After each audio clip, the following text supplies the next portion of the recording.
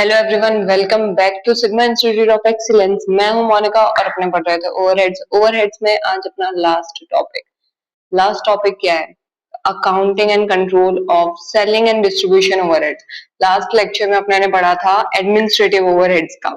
इस बार है selling and distribution. ये जितनी थियोरी लिखी है तुम्हें इससे कोई लेन देन नहीं है, कुछ नहीं करना है इस थियोरी का, क्योंकि एग्जाम में भी आने के बहुत लीस्ट टू लीस्ट चांसेस है और ऐसा कुछ खास लिखा नहीं। अपने को डायरेक्टली कहाँ जाना है? तो एग्जाम्पल नंबर 10 पे जाना है।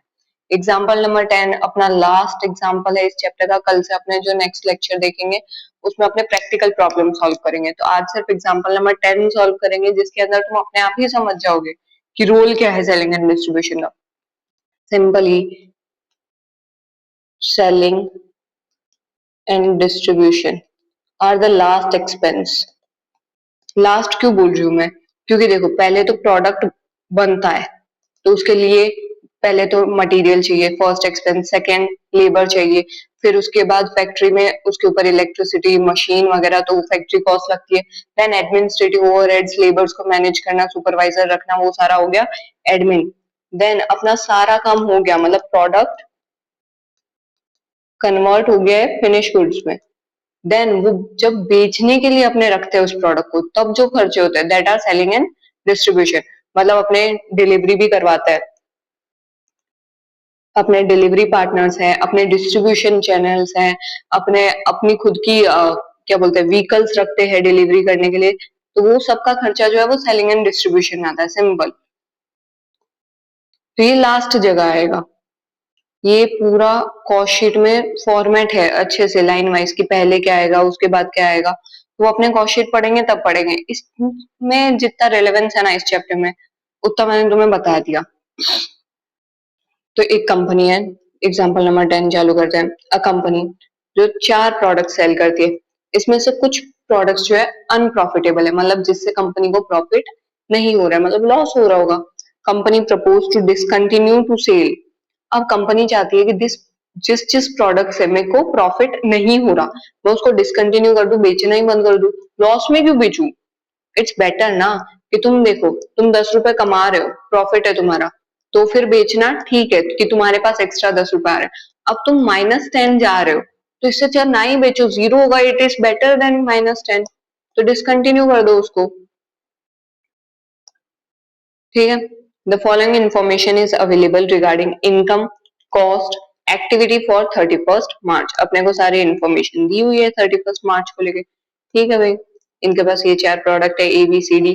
सेल्स दी है। Cost of good sold. Cost of good sold क्या होता है? मतलब अभी तक इस प्रोडक्ट को बेचने तक लाने के लिए अपने को जितना भी खर्चा लिखा है, that is cost of good sold. Area of square feet, कौन से प्रोडक्ट को बनाने के लिए कितना एरिया लगा है। मतलब अगर प्रोडक्ट ए है तो उसे स्टोर करने के लिए मेरे को इतनी जगह चाहिए, तो मेरे को ऑब्वियसली इतनी जगह का रेंट देना होगा। बी को कम जगह लगती है तो कम रेंट देना होगा, इसलिए दिया होगा ये। Number of parcel sent, okay, कितने पार्सल जाते हैं, कितने इनवॉइसेस जाते हैं। सेलिंग एंड डिस्ट्रीब्यूशन ओवरहेड दिया है अपने को, किस बेसिस पे एलोकेशन। अब ये क्वेश्चन कितना अच्छा है, तुमको बेसिस दिया है, मतलब खुद का दिमाग नहीं दौड़ाना है कि कौन सा किस बेसिस पे करूं। रेंट एंड इंश्योरेंस तो लिखा ही है कि एरिया ऑफ स्क्वायर फीट के बेसिस पे एलोकेट करना है। Depreciation, number of parcel. अब इसी क्वेश्चन में क्यों दिया? क्योंकि बाकी सब क्वेश्चन में नॉर्मली बेसिक कॉमन सेंस से तुम आइडिया लगा सकते हो कि कौन सा कहाँ जाएगा। अब डेप्रिसिएशन का कौन आइडिया लगाएगा कि नंबर ऑफ पार्सल सेंट पे जाएगा, इसीलिए इस क्वेश्चन में बेसिस दिया। और एग्जाम में अगर ऐसा क्वेश्चन आता है जिसमें तुम्हें ऑलरेडी बेसिस दिए हैं, तो it is beneficial to you. समझ रहे हो, पेपर तुम्हारे फेवर में है। सेल्समैन सैलरी एंड एक्सपेंसेस, तो सेल्स वॉल्यूम। सेल्स वॉल्यूम क्या है? This. Administrative wages and salaries, number of invoices sent. अब वेरिएबल कॉस्ट भी तुम्हें 3 दिए।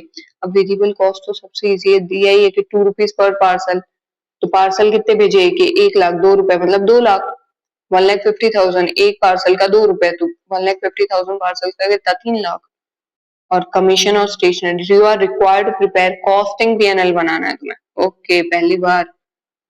कुछ नहीं होता कॉस्टिंग PNL, सारी कॉस्ट को टोटल कर दो, कॉस्टिंग PNL बन गया तुम्हारा। सेल्स को माइनस कर दो तो प्रॉफिट या लॉस तुम्हें पता चल जाएगा। Costing PNL showing the percentage of profit and loss on the sale. मतलब कितना परसेंटेज प्रॉफिट है कौन से प्रोडक्ट पे, मतलब लॉस है तो लॉस में। तो चलो फिर बनाते हैं कॉस्ट एंड पीएनएल। ऐसा क्वेश्चन अगर वो 7 मार्क में 5 मार्क में भी पूछे ना, इट इज वे गुड, क्योंकि तुम्हें कुछ नहीं करना। सारी कॉस्ट का तुम टोटल करोगे, उसमें से जितनी सेल्स है उसको माइनस करोगे, आ गया तुम्हारा प्रॉफिट। प्रॉफिट क्या लिखा है वाह। चलो लास्ट एग्जांपल अपना चालू करते हैं।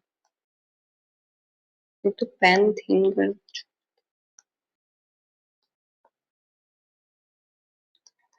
10 नंबर। स्टेटमेंट ऑफ प्रॉफिट और लॉस ऑन वेरियस प्रोडक्ट्स। क्यों? क्योंकि इसके पास 4 प्रोडक्ट्स है।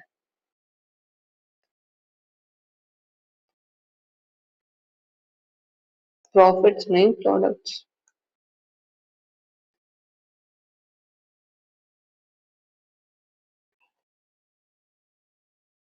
During the year ended on 31st March।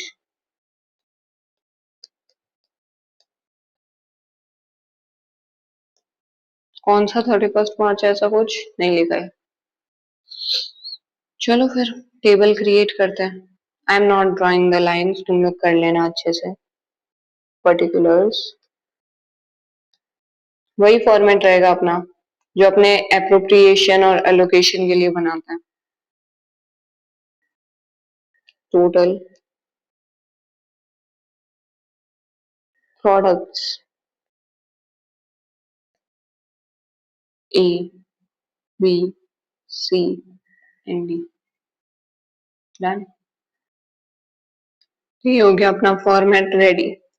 अब देखो ये क्वेश्चन कैसे सॉल्व हो। पहला बेसिक चीज तुम्हें बताती हूँ। देखो ये फॉर्मेट होता है सेल्स माइनस वेरिएबल कॉस्ट, तो आता है कंट्रीब्यूशन। अब इसमें से फिक्स्ड कॉस्ट माइनस होती है, फिर आता है तुम्हारा प्रॉफिट। अभी के लिए इतना ही फॉर्मेट तुम्हारे लिए रेलेवेंट है। अब होता क्या है, सपोज तुम एक एग्जांपल से पूरा फॉर्मेट एक्सप्लेन करते हो। तुम्हें एग्जांपल लेते हैं, मैंने पहले क्यों नहीं एक्सप्लेन किया, क्योंकि अभी तुम फॉर्मेट समझो और डायरेक्टली जब क्वेश्चन सॉल्व करोगे और वही फॉर्मेट में करोगे ना, तो ज्यादा अंडरस्टैंडिंग मिलती है। सबसे पहले सपोज तुम्हारे एक समोसा की शॉप है, तुम्हारा प्रोडक्ट क्या है? समोसा। उसको बनाने, तुम उसको बेचते कितने में हो? 20 रुपए में। उसको बनाने में तुम्हारी कितनी कॉस्ट आती है? मतलब वेरिएबल कॉस्ट। वेरिएबल कॉस्ट मतलब क्या?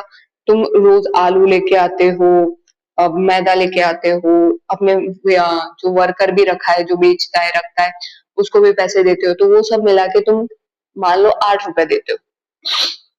एक वड़ा पाव मतलब वड़ा पाव बोले सॉरी, एक समोसे के ऊपर एक समोसा बेचने के लिए तुम्हें पहले 8 रुपए का वेरिएबल खर्चा लगता है, मतलब रोज खर्चा लगता है वो।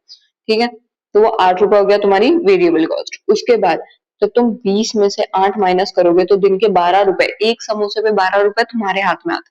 अब फिक्स्ड कॉस्ट क्या हो गई? तुम्हारी दुकान है तो उसका रेंट जाता है। Electricity is not a fixed cost, मैं अभी के लिए कंसिडर करूँ, रेंट ही फिक्स्ड कॉस्ट है। रेंट जाता है तुम्हारा, टैक्स जाता है। ठीक है, ये सब मिला के तुम्हारे 2 रुपए और जाते हैं जो कि फिक्स्ड है। मतलब अगर तुमने एक समोसा बेचा तो तुम आठ, ये वेरिएबल कॉस्ट इज लाइक तुम समोसा बेचोगे ना तभी तुम्हारे खर्चे आएंगे। मतलब अब तुमने आज समोसे ही नहीं बनाए तो तुम्हारे 8 रुपए लगेंगे क्या? नहीं लगेंगे। बट अगर तुमने आज समोसे नहीं बनाए 2 रुपए तो लगेंगे। तो अगर तुमने दिन में समोसे बनाए, सपोज एक समोसा बनाया 20 रुपए का, उसके ऊपर खर्चा लगा 8 रुपए का, उसके ऊपर फिक्स कॉस्ट लगी 2 रुपए की, 10 रुपए तुम्हारा प्रॉफिट हो गया। बट आज तुमने बनाए नहीं समोसे तो 8 रुपए तो नहीं लगेंगे, बट -2 तो जाएगा ना। जो मेरी फिक्स्ड कॉस्ट का एक्सपेंस आ रहा है वो कहाँ से रिकवर होगा? वो कहीं से रिकवर नहीं होगा। ये 2 रुपए मेरा लॉस हो जाएगा। That is the format. मतलब सेल्स है तुम्हारी 20 रुपए की, वेरिएबल कॉस्ट है तुम्हारी 8 रुपए की, तो कंट्रीब्यूशन कितना है? 12 रुपए एक समोसे बेचने में तुम्हारे हाथ में आता है। अब उसमें से तुम फिक्स्ड कॉस्ट 2 रुपए घटा दो तो तुम्हारा प्रॉफिट हो गया 10 रुपए। This is the format. अब ये फॉर्मेट चैप्टर्स में अकॉर्डिंग टू द क्वेश्चन बदलता रहेगा, चीजें एड ऑन होती रहेगी, बट बेसिकली बेसिक फॉर्मेट यही होता है। ठीक है, आई होप यू अंडरस्टूड कि मैंने क्या एग्जांपल दिया, क्यों दिया और कैसे दिया। अब अपने क्वेश्चन करेंगे तो तुम्हें ज्यादा पता चलेगा। आज मेरी थोड़ी सी तबीयत ऊपर नीचे है तो शायद आवाज में थोड़ा इधर उधर हो, तो चला लेना यार, इतना तो चलता है।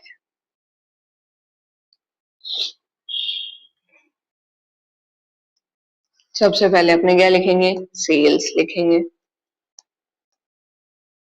सेल्स तो चार हो गए sales, as it is copy paste. पहले तो इनका टोटल कर लो, 30 लाख, 50 लाख, 25 लाख, 45 लाख, तो 1 करोड़ 50 लाख।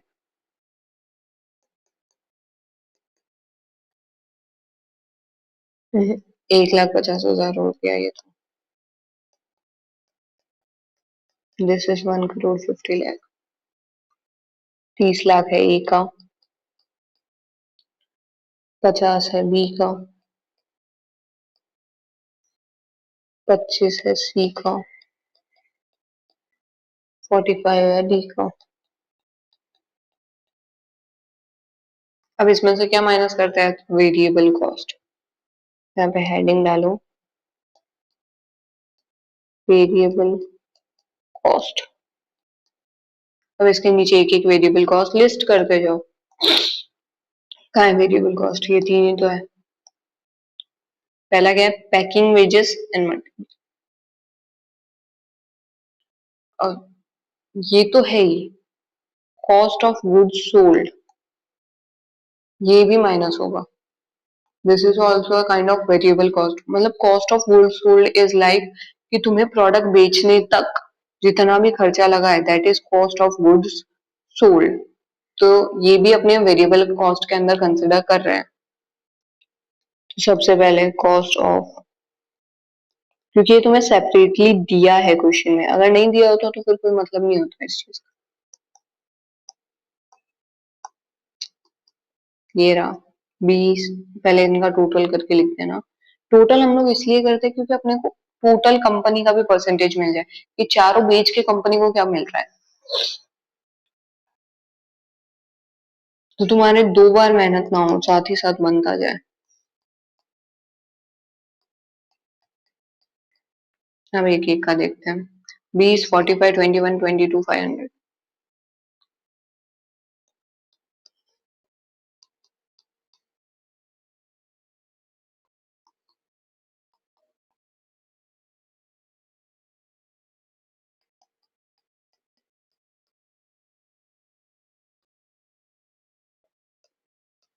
22,50,000।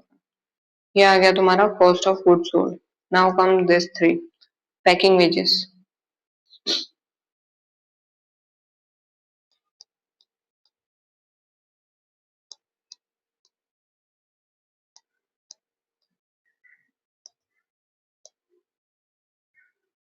क्या है, तो 2 रुपए पर पार्सल। पार्सल कितने भेजे, ए के 1 लाख पार्सल भेजे, 2 रुपए पर पार्सल है तो 2 लाख हो गए। यहाँ पे 3 लाख हो गए। इसका भी डबल कर दो, इसका भी डबल कर दो, क्योंकि 2 रुपए पर पार्सल है।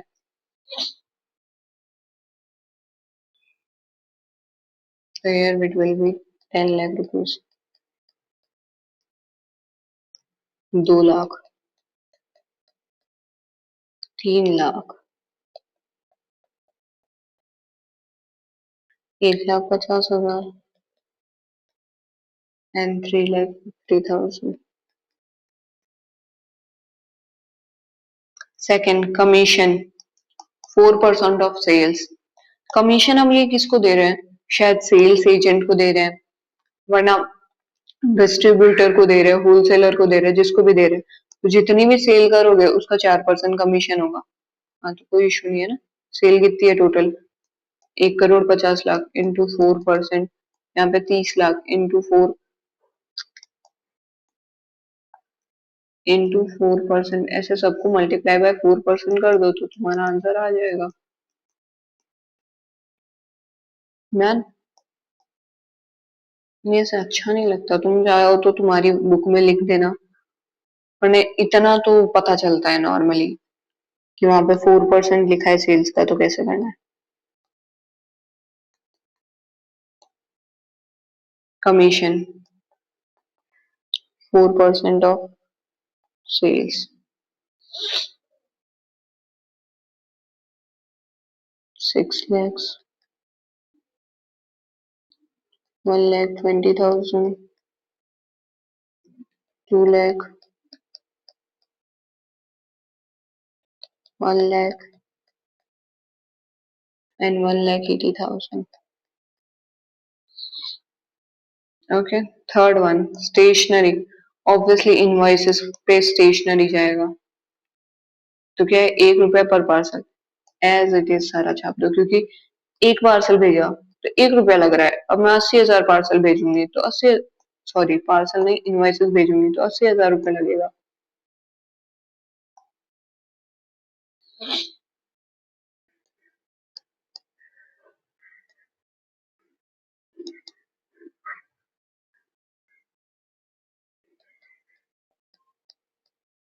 चार लाख 80,000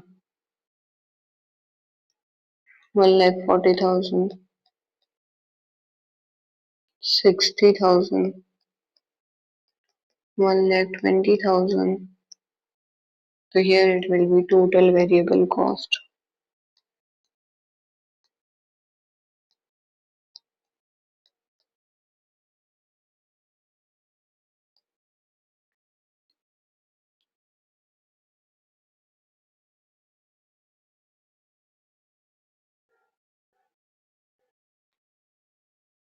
One lakh 28 1,28,50,000.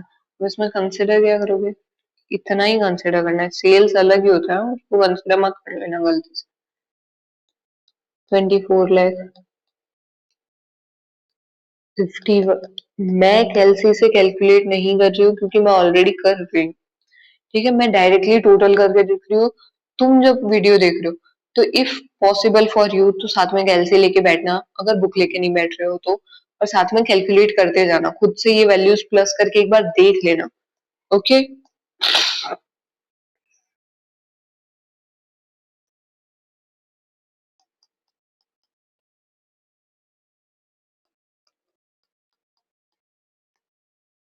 अब आएगा तुम्हारा कंट्रीब्यूशन। तो कंट्रीब्यूशन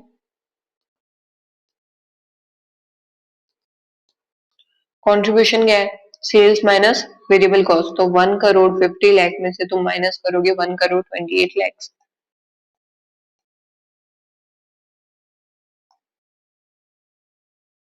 तो तुम्हारा आएगा 21,50,000 सेकेंड वाले में। 30 लाख में से 24 लाख। अभी तक तो प्रॉफिट ही दिख रहा है।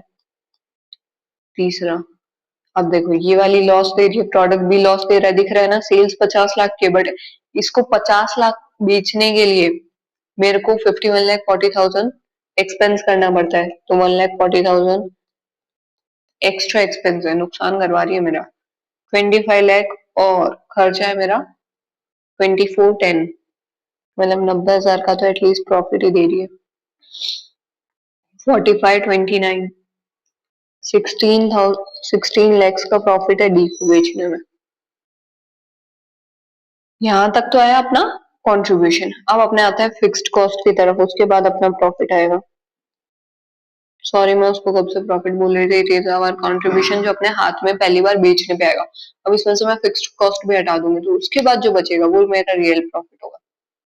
तो फिक्स्ड कॉस्ट कौन कौन सी है तो ऊपर लिखा ही है। इन लोगों ने क्वेश्चन में ऑलरेडी बाइफरगेट करके दिया है।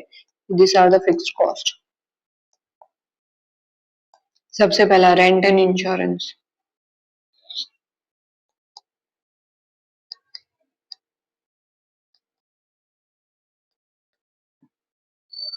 तो क्या बेसिस है? 3 लाख टोटल है, area of square feet. Okay. तो मैंने ये अपने ने कई बार देखा है कि इसको रेशियोज में कर लेना चाहिए। सबके पास 4 जीरो काट दो। It will B 5:4:8:3। अब इसको कैसे करना है वो मैं ऑलरेडी कितने ही सम्स में अपने करते जा रहे, तो मैं वापस नहीं बता रही। सिंपली करना क्या है, जो टोटल है डिवाइड बाय इन सबका total multiply by 5। Multiply by 483, turn by turn ये करोगे तो तुम्हारे आंसर आ जाएंगे। मैं इसका पूरा कॉन्सेप्ट भी समझा चुकी हूँ, तो इट्स बेटर कि थोड़ा दिमाग लगा लो। 3 लाख रुपए। प्रोडक्ट ए में कितना जाएगा? 75,000, बी में 60,000, सी में 1,20,000, डी में it will be 45,000। Depreciation, number of parcel sent, तो कितने पार्सल्स भेजे? सॉरी, इसमें अपने 4 जीरो नहीं काट सकते, 3 काट दो पीछे हुए, मतलब 100, 150, 75, 175।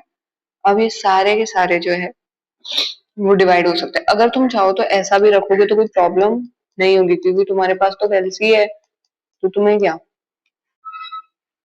बट चाहो तो शॉर्ट किया जा सकता है, उसमें भी कोई वो नहीं है कि 25 की टेबल से जा रहा है, दिख ही रहा है। तो डेप्रिशिएशन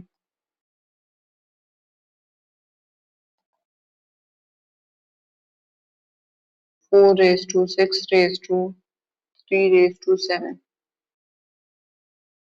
टोटल वैल्यू कितनी है डेप्रिशिएशन की? 1 लाख की है।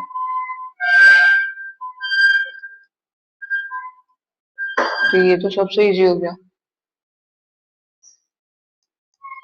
20,000, 30,000, 15,000 एंड 35,000। तीसरा क्या है? सेल्समैन सैलरी एंड एक्सपेंसेस, तो जितनी सेल करेंगे उतने ही एक्सपेंसेस होंगे। तो 6 लाख रुपए दिया है और सेल्स वॉल्यूम पे करना है।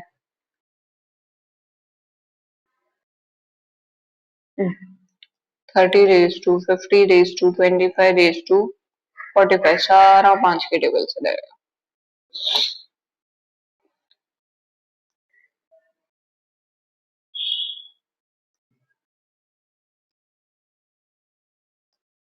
सेल्समैन सैलरी 6:10:5:9, कितना है? 6 lakh.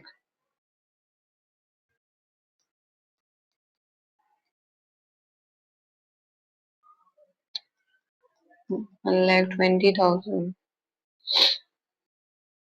2 lakh, 1 lakh and 1,80,000।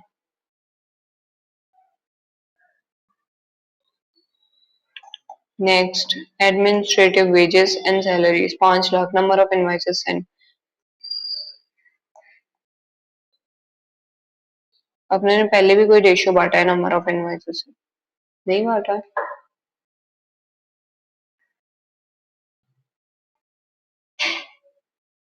Okay, this was parcel waste, मैंने शायद वहां पे इनवॉइसेस बोल दिया।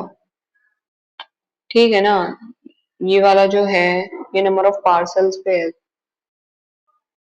यही सॉल्व किया था ना आपने।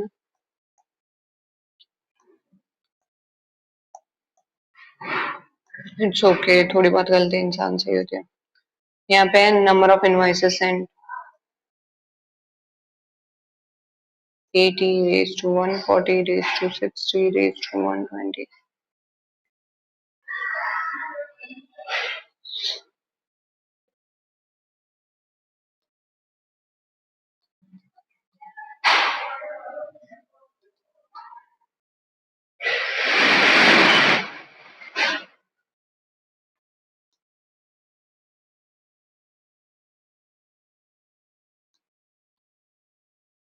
अब ये जाएगा कैसे? 80 है, 120 है, 60, 140, तो 4:7:3:6। तुम एज इट इज पे लिखे होगे तो कोई फर्क नहीं पड़ता है। 5 लाख, इतना दिमाग अगर एग्जाम में नहीं चल रहा तो नहीं करना ये सब, डायरेक्ट मल्टीप्लाई डिवाइड करते जाओ, आंसर तो आएगा ही। 1 लाख 1,75,000, 75,000 and 1,50,000। अब तुम्हारे सारे फिक्स्ड कॉस्ट में खत्म हो गए। टोटल कर लेते हैं अपना, ये टोटल कितना है फिक्स्ड कॉस्ट का। टोटल फिक्स्ड क्या लिखा है,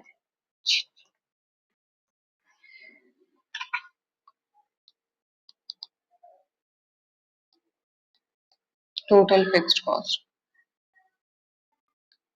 तो ये वाली अमाउंट्स तुम टोटल करोगे ऑब्वियसली,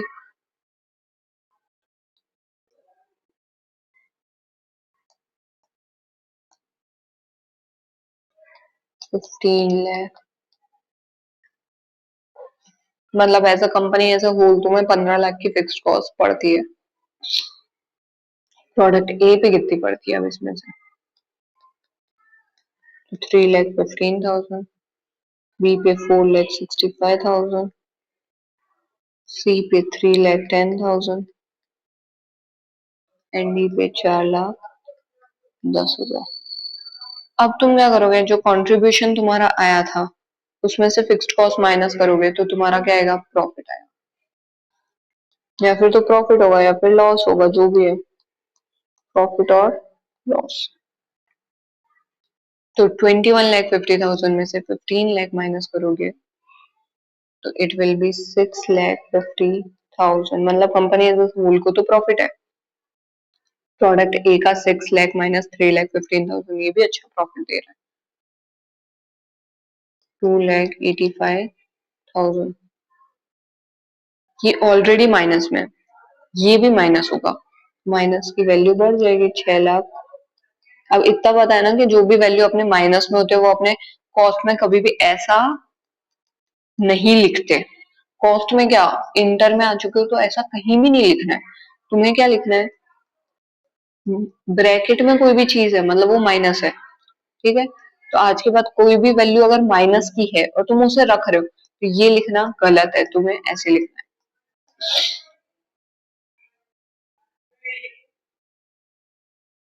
90,000, 3,10,000 अगेन माइनस, लॉस दे रहा है।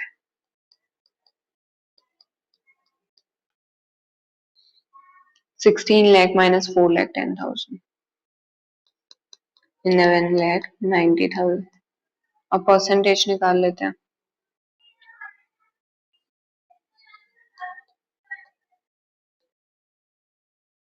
परसेंटेज ऑफ प्रॉफिट और लॉस। अब परसेंटेज कैसे निकलेंगे, 6,50,000 डिवाइड बाय कितनी सेल्स है, परसेंटेज ऑलवेज सेल्स पे निकलता है, ओके। तो यहाँ पे आएगा 4.33, ए का सेल है 2,85,000, मतलब सॉरी प्रॉफिट है, और 30 9.50 सेम एज 12.10, 8.8 और 26.4। अपना क्वेश्चन यहाँ पे खत्म हुआ, अपने ने सब कुछ कर दिया। ये है अपना क्वेश्चन नंबर 10। अगर किसी को स्क्रीनशॉट लेना हो, लिखना हो तो देख लो अपने हिसाब से। मैं ये थोड़ा जो अपने ने एक्सप्लेन करने के लिए रखा था मैं उसको हटा देती हूँ।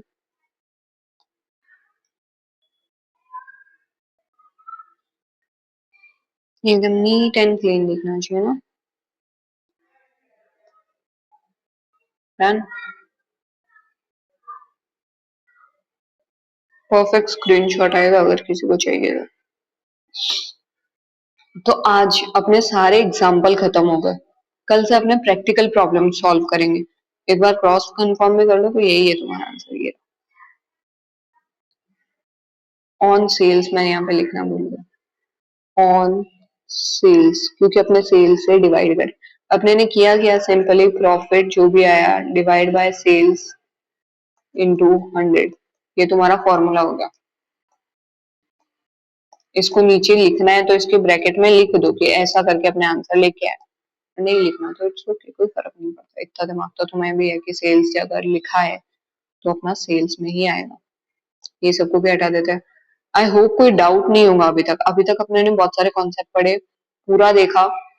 और नेक्स्ट में ये जो कॉन्सेप्ट है तुम्हारे capacity related, installed, actual, idle, ये सारे मतलब इट इज लाइक कि तुम जस्ट रीड करना है तुम्हारे सेंस के लिए तो तुम कर सकते हो, वरना कोई वो मतलब नहीं है, क्योंकि इनके ओवरहेड से डायरेक्ट क्वेश्चन मतलब थियरी बेस्ड क्वेश्चन आना इट्स वेरी रेयर। अगर आ रहा होता तो फिर मैं पूरा तुम्हें रीड बाय रीड करके पढ़ा देती। और अगर फिर भी तुम्हें ये सब थियरी रीड करनी है तो एक बार कमेंट कर देना, मैं रीड भी करवा दूंगी, कोई वो नहीं है। तो अपने ने ओवरहेड क्या होता है वो समझ लिया, cost allocation, appropriation, sorry appropriation नहीं, अपोर्शनमेंट, रीअपोर्शनमेंट, एब्जॉर्प्शन की पूरी थियरी लिखी थी, direct redistribution method, step method, reciprocal, blanket overhead rates, ये शायद तुम्हारे कवर नहीं हुआ अभी तक क्योंकि इसका क्वेश्चन प्रैक्टिकल प्रॉब्लम है। तो what do you mean by blanket overhead rate? अगर आया है तो मेरे को याद नहीं क्योंकि बीच में गैप आ गया था, अगर आया भी है तो भी इट्स ओके, मैं वापस रिवाइज कर देती हूँ। What do you mean by blanket over rate? मतलब तुम्हारी एक कंपनी है, तुम उसमें 4 प्रोडक्ट बनाते हो, ए बी सी डी, ठीक है। अब चारों को बनाने में टाइम अलग अलग लगता है, ठीक है। मटेरियल अब सपोज एक को 4 नहीं रखते, 2 ही रखते, 4 में एग्जांपल बहुत लेंदी हो जाएगा। सपोज मेरी एक कंपनी है जिसमें 2 प्रोडक्ट है, ठीक है। इसके मैं बना रही हूँ 10 यूनिट, इसके मैं बना रही हूँ 20 यूनिट। इसको बनाने में मेरे को लगता है 2 घंटे, इसको बनाने में मेरे को लगता है 5 घंटे, ठीक है। तो अब दोनों को बनाने में मेरा टाइम अलग अलग जा रहा है। अब मेरा ओवरहेड की वैल्यू आ रही है 100 रुपए। अब मैं क्या करती हूँ, डायरेक्टली डिवाइड बाय 30 कर देती हूँ। तो मैंने टोटल ओवरहेड 100 रुपए है और मैंने 30 यूनिट बनाया है, ठीक है। ये गलत है। क्यों गलत है? ये अपने ने एब्जॉर्प्शन जब अपने पहली बार सीख रहे थे ना तभी भी सीखा था। ये गलत है। क्यों गलत है? क्योंकि ओवरहेड इसको बनाने में जब मेरे 2 ही घंटे लग रहे हैं तो ये क्यों ज्यादा ओवरहेड झेले, इसको बनाने में को 5 घंटे लग रहे हैं तो ऑब्वियसली इसी को ज्यादा झेलना पड़ेगा।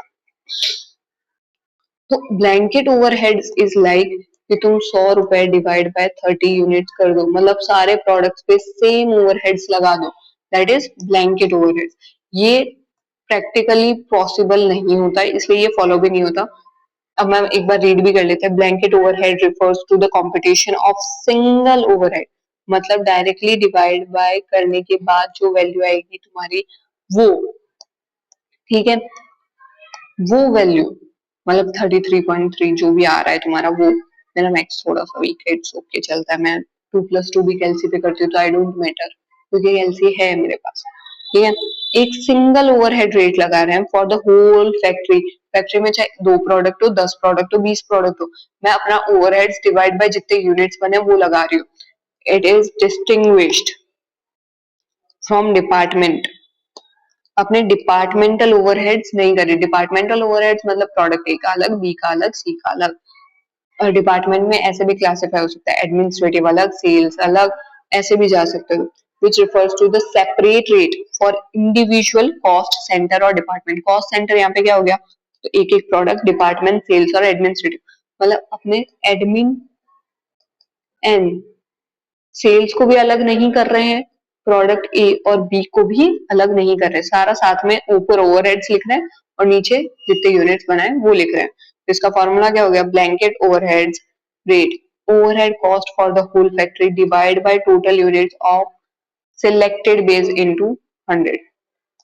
Okay, this is blanket overhead. इसके क्वेश्चंस प्रैक्टिकल प्रॉब्लम्स में है, एग्जांपल्स में नहीं थे, इसलिए ये शायद कवर करना रह गया होगा, बट हो गया अब तो, क्योंकि बहुत इजी सा और एग्जाम में आने के चांसेस बहुत कम है, क्योंकि होता ही नहीं है ऐसा, पागलों जैसे काम है ये। ब्लैंकेट ओवरहेड्स कभी भी प्रेफरेबल नहीं है टू परफॉर्म, ठीक है। तो आज अपना एग्जाम्पल्स खत्म हो गए, कल से अपने प्रैक्टिकल प्रॉब्लम सॉल्व करेंगे। Bye bye for today, thank you so much for watching.